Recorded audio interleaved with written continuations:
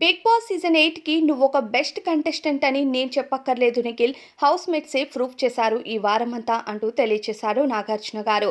దీనికి కారణం ఈ వారంలో చీఫ్ కంటెండర్స్‌ని సెలెక్ట్ చేసుకునే ఆప్షన్ కంటెస్టెంట్స్‌కి ఇస్తే నిన్ను మాత్రం సెలెక్ట్ చేయలేదంటే దాని అర్థమేంటి? నువ్వు ఫిజికల్ టాస్క్‌లు ఇస్తే నీ 100% ఇస్తావు కాబట్టి వాళ్ళు గెలవలేరని భయపడ్డారు. వాళ్ళ భయంలోనే నీ గెలుపుని నువ్వు వెతుక్కోవచ్చు అంటూ తెలియచేశారు. దానితో పాటు నీతో స్నేహం చేస్తూ రోజు నీతోనే ఉండేవాళ్ళు కూడా నిన్ను చీఫ్ కంటెండర్‌గా సెలెక్ట్ చేసుకోకపోయినా వాళ్ళొచ్చి మళ్ళీ నువ్వు బాధపడ్డావా నిన్ను సెలెక్ట్ చేయలేదు అంటూ నీ మనసుకి గాయం అయ్యేటట్టు మాట్లాడినా, ఇది ఫ్రెండ్‌షిప్ కదరా! బిజినెస్ కాదు. నువ్వు సెలెక్ట్ చేయటం, చేయకపోవటం నీ ఇష్టం అంటూ చాలా సింపుల్‌గా మాట్లాడావు చూడు.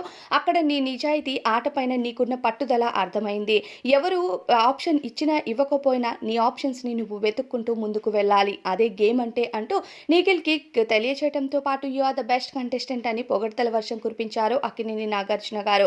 హౌస్‌లో ఈ వారం నీ ప్రతాపం చూపించడానికి కుదరలేదు కదయ్యా! వచ్చే వారం ఫిజికల్ టాస్క్‌లు పెడితే నీ 100% ఎఫర్ట్ ఇవ్వు అంటూ తెలియచేశారు. మరి దీనిపై అభిప్రాయం కామెంట్స్‌లో చెప్పండి.